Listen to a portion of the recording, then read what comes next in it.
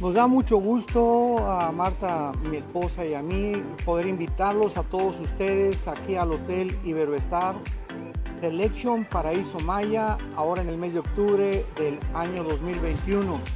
Es un nuevo hotel que vamos a disfrutar muchísimo porque no se imaginan la calidad de los alimentos, las habitaciones y todo.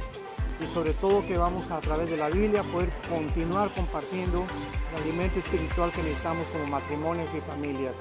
Así es, y estamos bien emocionados por este cambio. Estamos estrenando hotel que está increíble, como dice Armando. Y también los años anteriores hemos sido testigos de los increíbles testimonios de matrimonios renovados, restaurados. Y estamos seguros que este año no va a ser la excepción. Así es que te animamos a que ya te puedas inscribir desde ahora para este 2021, que va a ser algo increíble. Estamos en nuevos comienzos y eso va a suceder con tu matrimonio. Así es que aquí los esperamos. Los esperamos.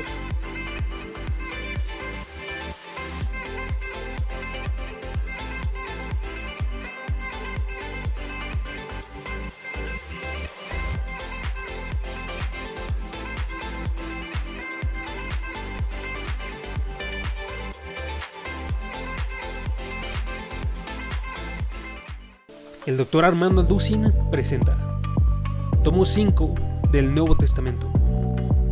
Escucha la palabra de Dios y conoce con nosotros las revelaciones de la Escritura.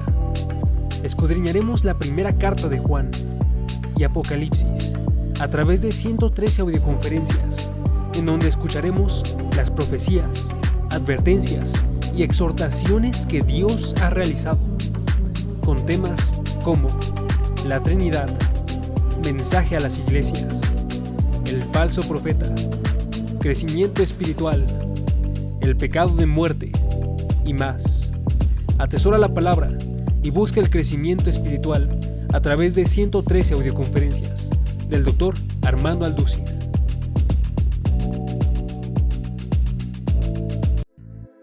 Explora el llamado, promesas y pactos hechos a los hombres de fe que comenzaron el linaje del pueblo escogido. A través de 60 audioconferencias observaremos los hechos más importantes en las vidas de los patriarcas de Israel, presentados por el Dr. Armando Alducin. Conoceremos la vida de Abraham, Isaac, Jacob, José y más, en temas como el inicio de la fe, pruebas y bendiciones, avivamiento y redención. Guarda la palabra de Dios y persevera en el conocimiento de la verdad a través de 60 audioconferencias del Dr. Armando Alducin.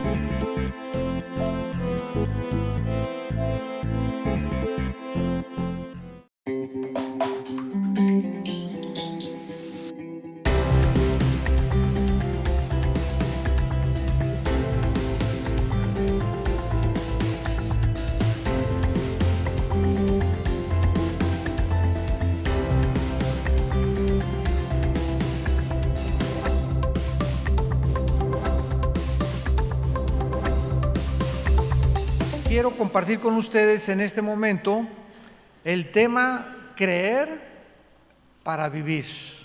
Así se titula el tema que vamos a desarrollar, creer para vivir. Una de las cosas más importantes que nosotros los cristianos debemos de compartir con la gente es hacerle entender a la gente, a tus familiares. En nuestra familia también nos costó trabajo el decirles que el cristianismo no es una religión. Yo recuerdo cuando rechacé la religión que mis padres nos inculcaron, les contaba yo ayer, porque me decepcioné muchísimo de tantas cosas que descubrí, mentiras, etcétera, etcétera, y pues me fui al otro lado, ¿verdad? Me fui al lado del ateísmo. Y cuando mi hermano me comenzó a compartir ya a los 26 años de edad que yo tenía, que él no me venía a hablar de ninguna religión, porque le dije, mira, estoy hasta acá de religiones, las he estudiado, el catolicismo, el hinduismo, el zoroastrismo, el islam, etcétera, etcétera, y ninguno de sus líderes me parece adecuado. todos son sacrificios, cada quien dice que tiene la verdad. A ver, le dije a mi hermano, ¿cuál de las religiones es la verdad? Y él simplemente me dijo, mira, no tengo a hablar de ninguna religión, te vengo a hablar de una persona. Una persona, me dice, sí, a ti te gusta y has estudiado los héroes, has estudiado los grandes conquistadores, porque yo soy adicto a la lectura desde muy niño, siempre me ha gustado mucho leer. Y actualmente por lo menos 3 libros leo al mes. Soy adicto a la lectura, es mi adicción, creo que es una buena adicción. Y cuando me habló de Jesucristo, le dije, sí, cómo no, nació en Belén, ¿verdad? Y su madre fue la Virgen María. Pero cuando él me dijo, ¿en dónde has leído acerca de Jesucristo? Yo no recuerdo jamás en la religión que teníamos que hayamos nunca abierto la Biblia. Teníamos una Biblia con un candado. Y solo cuando venía un padrecito, porque a mi papá le encantaba comer con ellos, invitarlos a comer, etcétera, etcétera, él le quitaba el candado y él era el autorizado para leérnoslas. Nosotros no la podíamos leer. Bueno, todo esto fue cambiado a través del tiempo, cuando vino la revolución ecuménica y el cambio tremendo, cuando ya la Iglesia romana comenzó a permitir que se leyera la Biblia por el pueblo sin que ya tuviera el imprimatur o la autorización del Vaticano. Y pues gracias a Dios hay ahorita millones de católicos que han comenzado a leer la Biblia y han comenzado a descubrir que el cristianismo es muy diferente a como nos lo habían enseñado. Entonces comencé a leer a Cristo y descubrí que el cristianismo no son dogmas, ni ceremonias, ni liturgias, ni sacrificios. De irnos de rodillas caminando a la villa 1 kilómetro, 3 kilómetros, o no comer en 8 días o 10 días, o golpearnos con pencas de plátano o de ayute o de agave, ¿verdad?, a la espalda para sangrarnos y que Dios nos mire y que tenga misericordia de nosotros. Cuando vine a la Biblia, descubrí que el cristianismo está basado en un hecho histórico, y el cristianismo está basado en la resurrección de Jesucristo. Si Jesucristo no hubiera resucitado, el cristianismo no podría ser sostenido en pie, porque el cristianismo o permanece en pie o se derriba con la resurrección de Jesucristo. El hecho que este hombre, Jesús de Nazaret, haya vuelto a vivir a los 3 días, revolucionó mi vida. Hoy precisamente es el día en que a nivel internacional se celebra la resurrección de Jesucristo, porque Él volvió a vivir el primer día de la semana, que es precisamente bajo el calendario gregoriano en el que tú y yo vivimos, es el domingo. Los judíos tienen otro calendario que es el calendario lunar, que consiste en 360 días al año. Los cristianos tenemos el calendario solar, porque un papa llamado Gregorio cambió los 360 días a 365 días, y desde hace aproximadamente 2000 años contamos el año con 365 días, minutos y segundos. Entonces, cuando comencé a descubrir que Jesucristo había resucitado, me comencé a interesar en su vida más profundamente, porque aunque yo sabía, ¿verdad?, que nació en Belén, su madre fue la Virgen María, todo eso lo sabemos todos los de cualquier religión, hasta los musulmanes conocen que Jesucristo fue un hombre importantísimo, no conocen la profundidad de sus enseñanzas, ni tampoco que Él realmente haya resucitado a los 3 días. Entonces necesitamos tratar de definir qué significa creer, que eso es precisamente lo que quiero compartirles a ustedes en esta mañana. Hace algunos años, uno de los más grandes científicos alemanes, nacionalizado norteamericano, y que fue el primer astrofísico que mandó el primer cohete a la luna en 1969. Él se llamaba Werner von Braun, era un alemán nacionalizado norteamericano, y él tenía estudios bíblicos en la NASA. Todos los días al entrar con sus empleados, a las 7 de la mañana, de 7 a 7 y media, él les compartía un estudio bíblico. Y escuchen las palabras de este científico que dijo en la Universidad de Harvard, en Massachusetts, antes de morir: la credulidad es virtud de gente que no piensa o razona. La incredulidad de gente que razona superficialmente.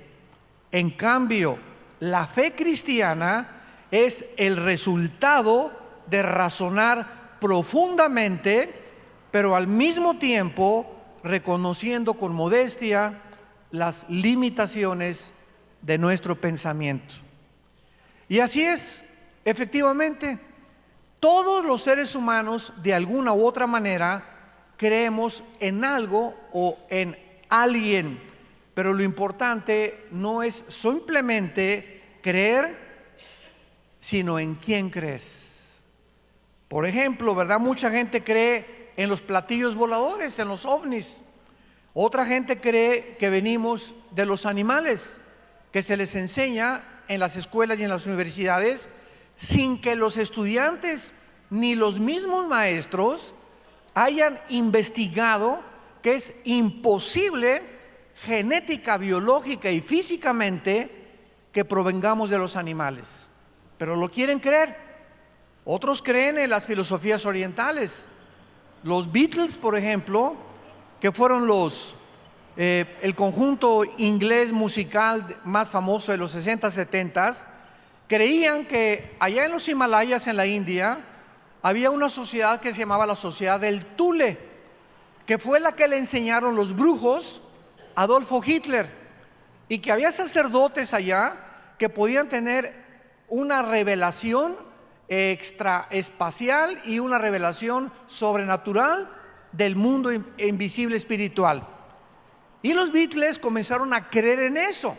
Ellos creían, ¿verdad? Y comenzaron a fumar marihuana y comenzaron a traer las drogas a Europa y al occidente, y todos sabemos, ¿verdad?, el desenlace y cómo terminó este grupo de cantantes ingleses.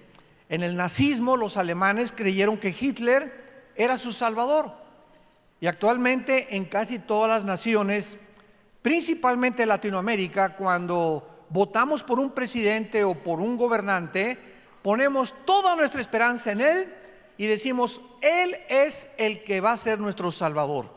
Él va a acabar con la pobreza, él va a acabar con esto, con el otro, y ponemos nuestra fe en un hombre que no sabemos detrás de su ideología qué puede esconder. Otros creen, ¿verdad?, como los romanos, que los césares eran dioses y adoraban a los césares como dioses. Y últimamente, increíble pero cierto, mucha gente cree que la tierra es plana. No sé si han oído ustedes eso, pero es una nueva creencia. Yo llego a muchos lugares donde hay estudiantes universitarios y me dicen: ¿usted sabe que la tierra es plana? Siempre les contesto: ¿de cuál fumaron?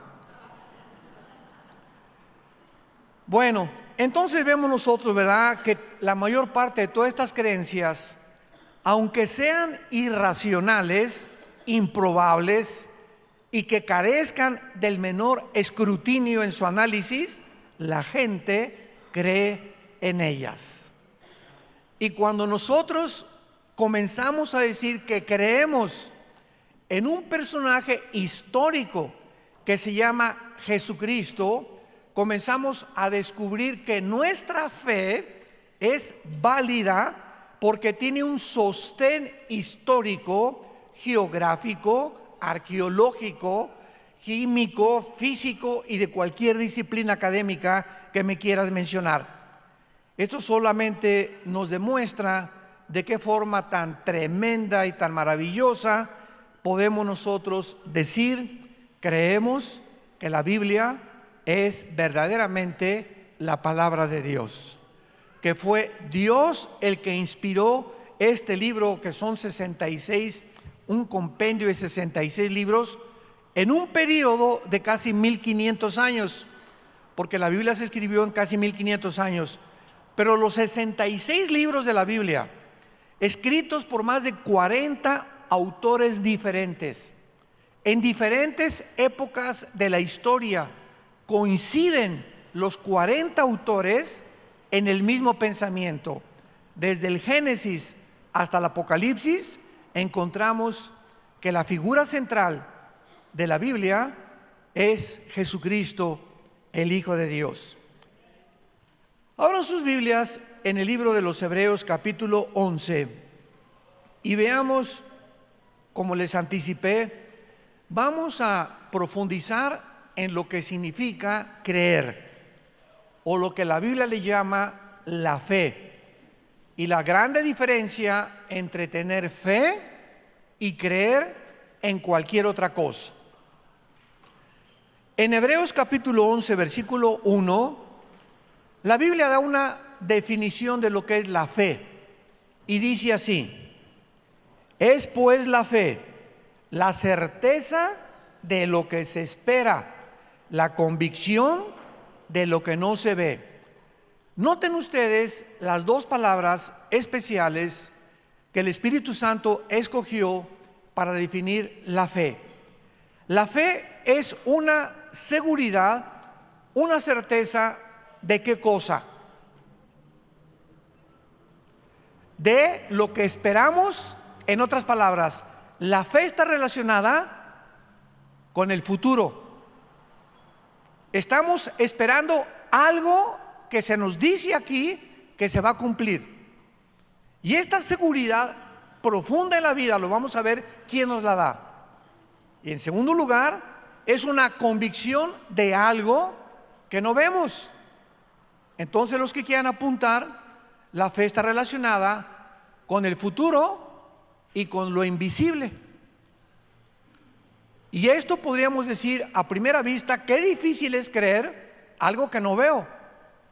Porque esto es lo que se llama, ¿verdad?, dentro del pragmatismo filosófico, o los ateos siempre dicen lo siguiente: yo no creo en lo que no veo, en lo que no oigo, en lo que no gusto, en lo que mis 5 sentidos no perciben. Esto es lo que basa el ateísmo. Ellos tienen que ver, oír, sentir para creer. Y a nosotros se nos manda lo contrario. Entonces, cuando alguien dice que tiene fe, por ejemplo, yo tengo fe en que me voy a sacar la lotería. Esa no es fe, porque no está escrito que te vas a sacar la lotería. Yo tengo fe en que mi hijo se va a sanar. Bueno, puede ser y no puede ser, porque Dios nos promete que Él va a sanar todas las enfermedades. Puede ser que muchas veces sea mucho mejor que muchas personas se vayan a la otra vida, que está mucho mejor que seguir sufriendo en este mundo. Entonces, hay mucha gente que cuando dice tengo fe en algo, no sabe lo que están diciendo. Nuestra fe tiene que estar basada en las promesas de Dios. Si Dios no me lo ha prometido, yo no tengo por qué decir que es fe. No es fe, es una creencia, porque la fe tiene que ser sostenida por la palabra de Dios. Y así existe una grande diferencia entre el cristianismo y todas las religiones del mundo. ¿Saben ustedes cuál es la diferencia entre el cristianismo y el catolicismo, el hinduismo, el islam, el zoroastraísmo y todas las demás creencias que hay en el mundo? Dos cosas principales. Todas las religiones, sin excepción, todas las religiones creen que para ser una persona salvada necesita hacer buenas obras. Todas sin excepción. Y en segundo lugar, que se necesitan hacer ciertos sacrificios. Los mismos aztecas, tribus indígenas, le ofrecían a los dioses el corazón de los seres humanos, porque algo dentro del alma humana nos dice que tenemos que hacer algo o algún sacrificio, purgar la mala conciencia con la que nacimos. Los egipcios enterraban a sus víctimas con su espada y con comida. ¿Quién les dijo a los egipcios que iba a haber vida después de la vida? Los hindúes creen que es la religión más antigua del mundo. El hinduismo es la religión más antigua del mundo. Creían o siguen creyendo en la reencarnación, que cuando alguien muere regresas de cucaracha a un ratón o a una vaca. Entonces, una de las cosas más irracionales dentro de esta religión es la siguiente: si realmente hay una evolución en la reencarnación, porque la India sigue siendo uno de los países más pobres del mundo. Ya era para que hubieran evolucionado, ¿verdad? Para que hubieran progresado un poquito. Entonces, vemos nosotros a través del estudio de la historia y las religiones de qué forma siempre se insiste en hacer algo. Cuando venimos a la Biblia, encontramos un mensaje que no es humano. Nadie hubiera podido inventar el mensaje de la salvación que está en la Biblia. Este mensaje, que es diferente a todos los mensajes de todas las religiones, nos dice lo contrario: que para que tú puedas ser salvado y entrar al cielo, no necesitas hacer nada. Y esto choca inmediatamente contra el razonamiento y la teología de los religiosos. Cuando Cristo estaba en la cruz y le dijo al ladrón que borracho, parrandero, asaltante, mujeriego, violador, asesino, y dile y ponle los adjetivos que quieras a ese ladrón, y Cristo le dice: hoy estarás conmigo en el paraíso. Y imaginémonos a los fariseos abajo: pero no se ha bautizado, nunca hizo ninguna obra buena, nunca se fue de rodillas, ni nunca se sangró las rodillas, ni la espalda se la golpeó con pencas de plátano, le pegó a su abuelita y a su mamá, y era bien grosero y blasfemo. Ahí sí, nada más porque sí. Así ya ahorita, con todo lo que hizo, tú le dices que se va al cielo. La palabra de la cruz es locura al que se pierde. Dios lo hizo a propósito para enloquecer y confundir nuestra sabiduría, porque de acuerdo a nuestra sabiduría necesitamos hacer algo para que Dios nos acepte. Y si no hemos hecho algo bueno, y si no voy a la religión y no hago buenas obras, y no me pongo el miércoles de ceniza aquí, y no hago un sacrificio, o no compro un asilo de ancianos, o un lugar para los niños pobres, como los artistas de cine, pues fulano de tal construyó un asilo para los ancianos, el artista no sé qué, que ganó el Grammy, que ganó el Oscar, todo mundo ya, ¿verdad? Es un altruista, es segurísimo que se iba al cielo. Al Capone, el famoso gángster de los 20s, 30s en Chicago, en diciembre se disfrazaba de Santa Claus y se ponía fuera de las iglesias disfrazado de Santa Claus, regalándole dulces a los niños. Y en enero, el 1 de enero, agarraba la ametralladora y comenzaba a matar gente. Pero el hecho de que él fuera a hacer algo bueno y limpiar su conciencia le hacía creer que por lo menos no era tan malo como él pensaba, porque se disfrazaba de Santa Claus y tenía buenas obras. Y así ha sido la historia del ser humano. Cuando venimos a la Biblia encontramos este mensaje: tú no tienes que hacer nada más que creer. ¿Más que creer en qué cosa? En que ese hombre que moría en la cruz del Calvario pagó por todo lo que el ladrón hizo en toda su vida. Va a pagar por todo lo que tú has hecho en toda tu vida.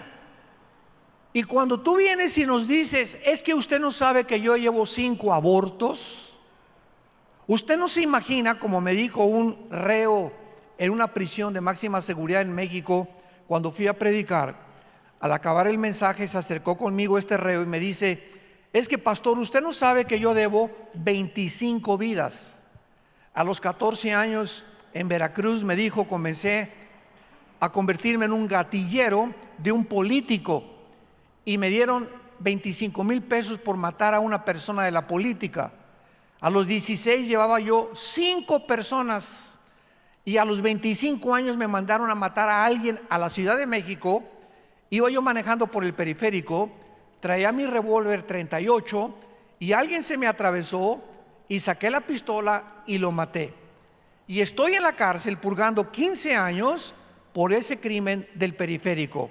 La policía no sabe que yo llevo 24 antes que el del periférico. Y me preguntó: ¿usted cree que Dios me va a perdonar?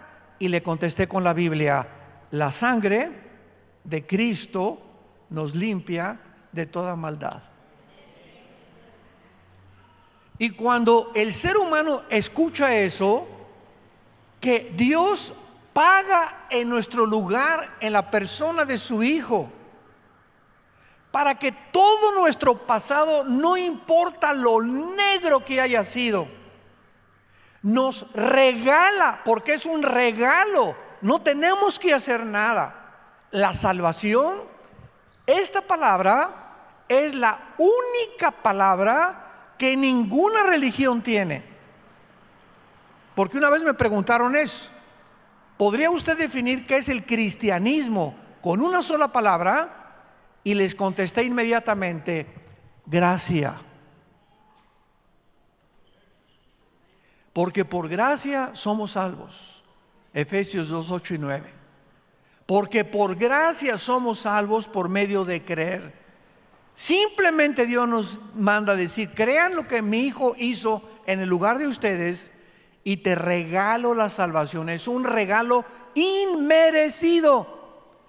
Pero después de que recibimos la salvación, nuestras buenas obras que tenemos que hacer, ya no las hacemos para recibir la salvación, sino como un fruto de que ya hemos sido salvados.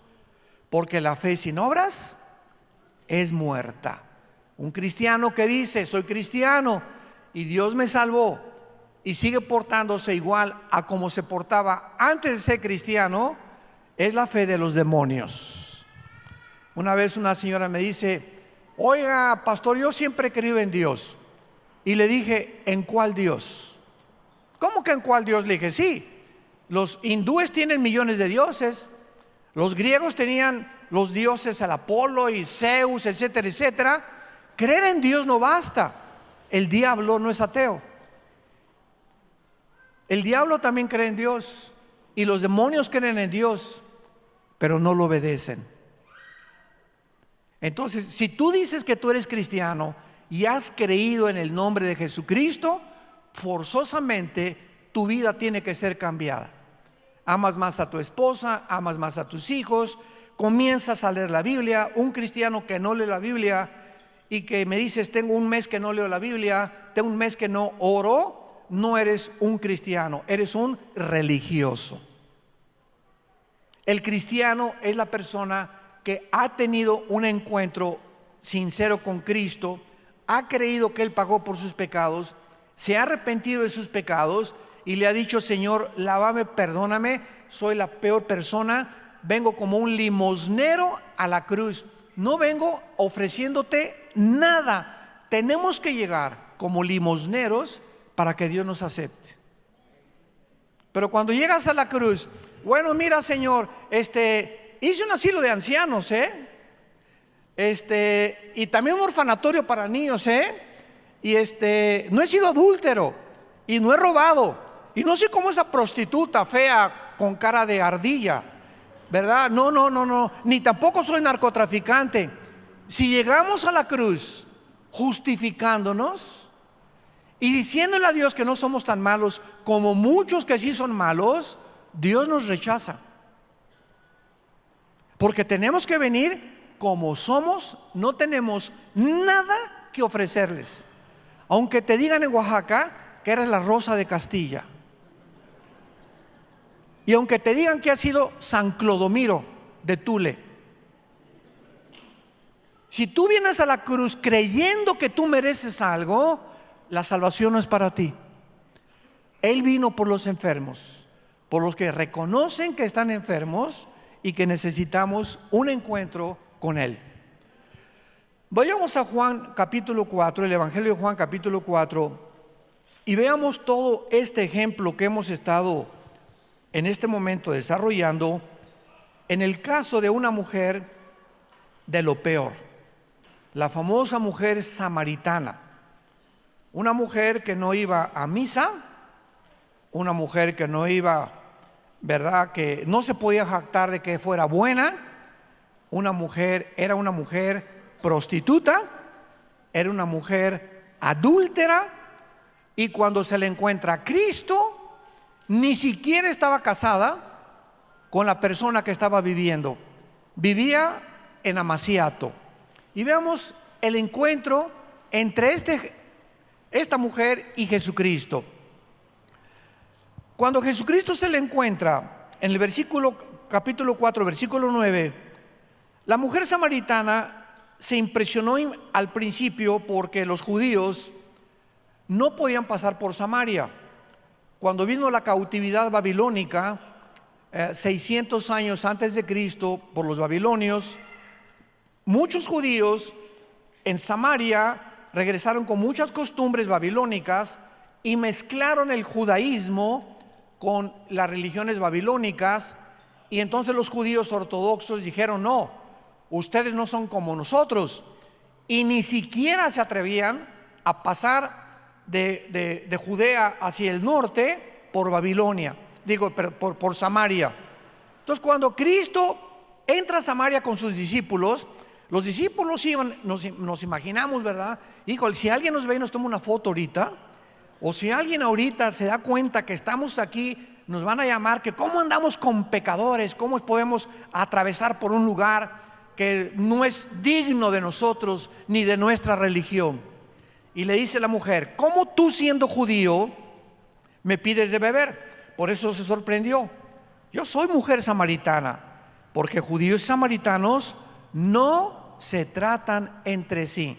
Aquí había ya un prejuicio cultural entre dos grupos étnicos. Cristo le responde: si tú conocieras el don de Dios y quién es el que te dice dame de beber, tú le pedirías y él te daría agua viva.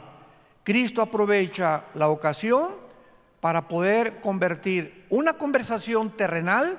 Era una mujer que eran las 12 del día, y en esta hora, a las 12 del día, era cuando más sol calentaba, y podemos entender por qué esta mujer prostituta, mujer adúltera, ¿verdad?, como tú quieras, a las 12 del día iba a sacar agua, porque las mujeres que no eran como ella, las mujeres decentes, iban temprano antes que saliera el sol. Entonces, para que nadie la viera, casi las prostitutas y las mujeres muy inmorales, a las 12 del día iban, cuando estaba el sol tremendo sobre sus rostros, para sacar agua sin que nadie las viera. Y esta hora en la que Cristo se encuentra con ella, estaba programada por su Padre. Dios programó que Cristo pasara exactamente, no a las 8 de la mañana, no a las 9 de la mañana, sino a las 12 del día. ¿Cómo lo sabemos? Lo dice el versículo 4: y le era necesario pasar por Samaria. Era algo obligatorio. Cristo tenía una cita. Todo su calendario se lo arregló el Padre a Cristo. Todo lo que hizo Cristo en los 3 años y medio que Él desarrolló era un calendario, una agenda, no de Él, porque Él no vino a hacer su voluntad. El Padre le decía: sana a ese y a ese no lo sanes, sácale a los demonios a este y a este déjaselos, hace esto y aquello. No hacía nada. Cristo no operaba en su propio poder, sino en el poder del Padre y del Espíritu Santo. Entonces estaba completamente arreglada esta cita para la enseñanza que nos va a dar el Espíritu Santo. Bueno, entonces más adelante, el versículo 13, Cristo le dice a la mujer: cualquiera que beba esta agua, o sea, la que ella estaba sacando del pozo, volverá a tener sed. Mas el que bebiere del agua que yo le daré, no tendrá sed jamás, sino que el agua que yo le daré, seréle una fuente de agua que salte para vida eterna. Es lógico que esta pobre mujer no entendió ni papa lo que Jesús le estaba diciendo. ¿De qué agua me estás diciendo? ¿De cuál vida eterna? La mujer le dijo: Señor, dame esa agua para que yo no tenga sed. Tal vez dijo, él trae un cantarito por ahí de alguna agua escondida que nadie conoce, mágica, y ella creyó que estaba hablando así de alguna cosa que él podía darle, y todavía desde la perspectiva terrenal. Jesús le dijo: ve, llama a tu marido y ven acá. Cuando Jesús le dice: llama a tu marido, Jesús sabía que no estaba casada. Vean ustedes la misericordia de Dios con los pecadores. Llama a tu marido. La mujer le respondió: no tengo marido. Jesús lo sabía, pero se lo dijo a propósito. Y Jesús le dijo: bien has dicho, no tengo marido. Porque le dice Jesucristo: 5 maridos lleva la chulis.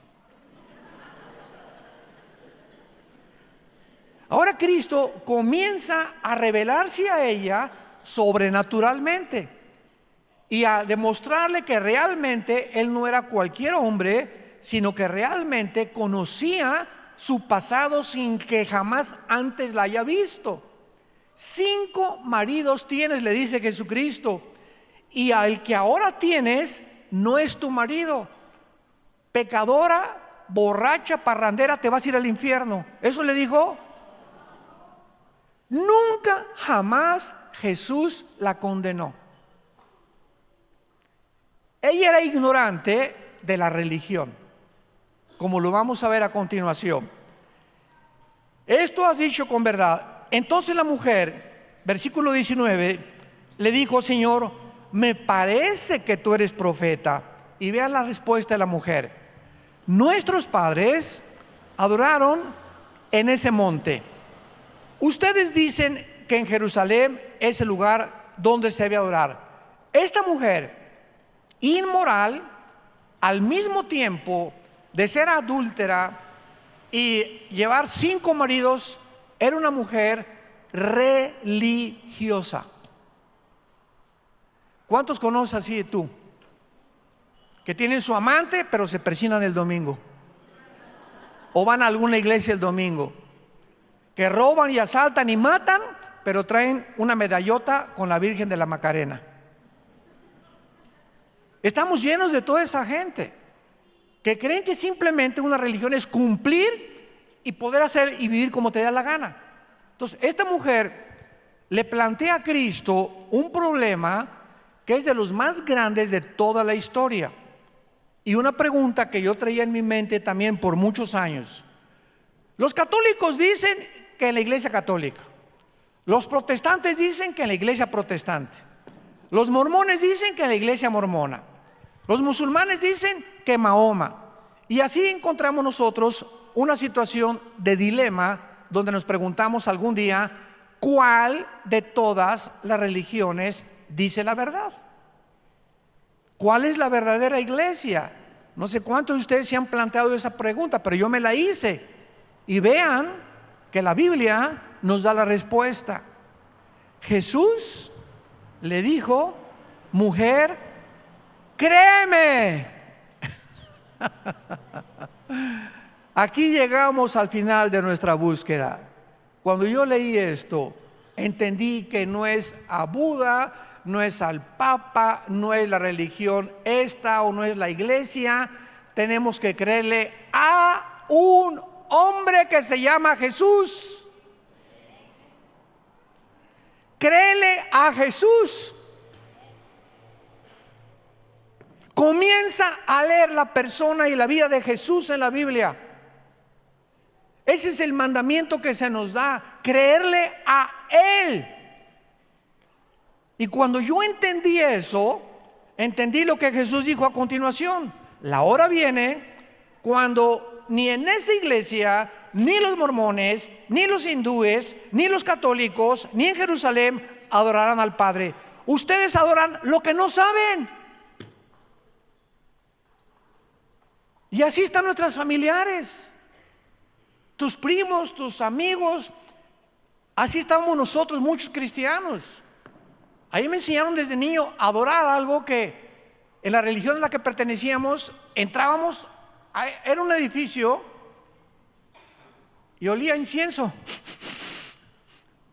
Y al entrar en ese edificio, no hables, porque aquí está Dios. Ahí está Dios en el edificio. Tápate la cabeza en respeto, porque aquí está Dios. Y nada más me decían, párate, siéntate, párate, siéntate. Y oía yo, introigo al altare Dei, aveam collettifica juventutem meam, quia tu es Deus, quartes Deo, quartes de republistis. En latín, quién sabe qué estará diciendo, pero salí a la iglesia, ¡que viva Zapata! Pero al entrar a ese edificio, ahí estaba Dios. Así nos enseñaron de niños a nosotros, como a muchos religiosos. Entonces, venimos a la Biblia y encontramos que Dios no habita en templos ni en edificios hechos por nosotros. Y es lo que Cristo le dijo a la mujer: viene la hora cuando se acabaron los edificios. Los edificios ya no se van a llamar templos. No le llamamos templo al edificio. Ahora el templo es nuestro corazón con el Espíritu Santo. 1 Corintios 6, 19 y 20. ¿No sabéis que sois templo de Dios y que el Espíritu Santo mora en vosotros? Se nos caen las vendas. Y ahora, donde 2 o 3 se reúnan, ahí se encuentra la iglesia de Dios. La iglesia no son edificios, no son liturgias, no son ceremonias, no son desfiles, no son golpes de pecho. La iglesia somos los seres humanos, el cuerpo de Cristo. Vean ustedes cómo comienzan las vendas a caerse y a entender lo que adorábamos, lo que no sabíamos. Cuando Pablo en Hechos 17 llegó a Atenas, había una estatua grandísima que decía: al Dios desconocido. Los atenienses, los filósofos, Sócrates y los estoicos y todos ellos que amaban la razón y la verdad, adoraban a dioses que no conocían. Y así es, ese es un religioso. Adoran lo que no saben. El Islam viene y se hinca y no adoran a Mahoma porque no saben que Mahoma está vivo. El budismo es una religión atea. ¿Me oíste bien? Es una religión atea.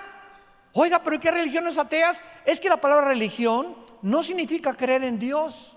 El comunismo está considerado que es una ideología política en una otra religión. Virgen del Socorro. ¡Cuánta ignorancia! ¡Cuánta ignorancia! El día que conozcas la verdad te hará libre, dijo Jesucristo. Y esta mañana te habla Jesucristo a que le conozcas a Él, a que entiendas que Él es en el que quiere Dios que creamos, porque Él es la resurrección de la vida. Él te quiere perdonar en esta mañana, no importa lo que tú hayas hecho, y tú tienes que comprender simplemente que lo necesitas, y que si Él no entra a tu vida, vas a seguir igual, y no vas a poder cambiar, porque necesitamos el poder del Espíritu Santo para poder vivir la vida que es agradable delante de sus ojos. Oremos. Te damos gracias, Señor, por tu palabra en esta mañana, y te damos gracias porque tú eres el camino, el único camino, la única verdad absoluta, inexorable, eterna, y tú eres la vida eterna. Has venido y has entrado en nuestra vida en la persona de tu Espíritu para darnos la eternidad, para que cuando muramos en paz, sabiendo que vamos a ser trasladados a un mundo mucho mejor, donde tú podrás secar nuestras lágrimas y donde todos nuestros sufrimientos, angustias y problemas que en esta vida atravesamos no van a ser comparables con la gloria que en nosotros se va a manifestar. Ven a Jesús en esta mañana y dile ahí desde tu lugar.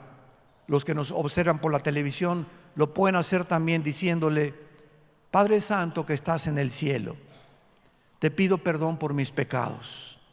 Ahora he comprendido que no puedo hacer nada por borrar mis pecados del pasado, más que creer, confiar, saber que tú en esa cruz pagaste con tu sangre por ellos, y lo creo y te pido que entres a mi vida, porque creo que a los 3 días volviste a vivir.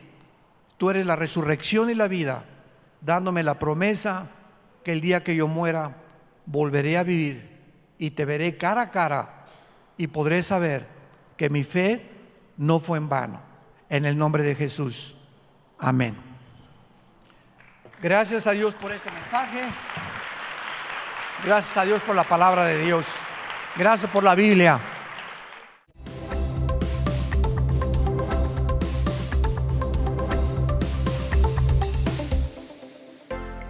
Vida Nueva para el Mundo se sostiene y propaga el mensaje de salvación de Jesucristo gracias a Dios y a tus donativos. Llevemos juntos el Evangelio de Jesucristo al mundo entero. Realizamos eventos, seminarios, congresos y diferentes programas para dar a conocer el mensaje de salvación y el poder de nuestro Señor, transformando y edificando vidas de mujeres, hombres, niños alrededor del mundo. ¿Qué pasa cuando decides hacer tu donativo? Aunque no puedas llevar la palabra personalmente a todo el mundo, de esta forma lo estás haciendo. Con tus donativos o aportaciones, estás sembrando y formando parte de lo que Dios está haciendo en su obra. Estás ayudando a traer luz a la oscuridad, paz al conflicto y esperanza a los que no tienen ninguna. Dona desde México.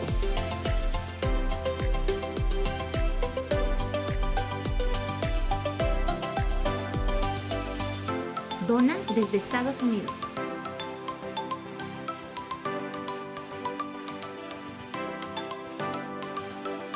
Para el resto de donaciones de otras partes del mundo, www.vidanuevaparaelmundo.org.mx/dona. Estamos cumpliendo la gran comisión. Por tanto, vayan y hagan discípulos a todas las naciones, bautizándolos en el nombre del Padre, del Hijo y del Espíritu Santo, enseñándoles que guarden todas las cosas que les he mandado. Y he aquí que yo estoy con ustedes todos los días hasta el fin del mundo.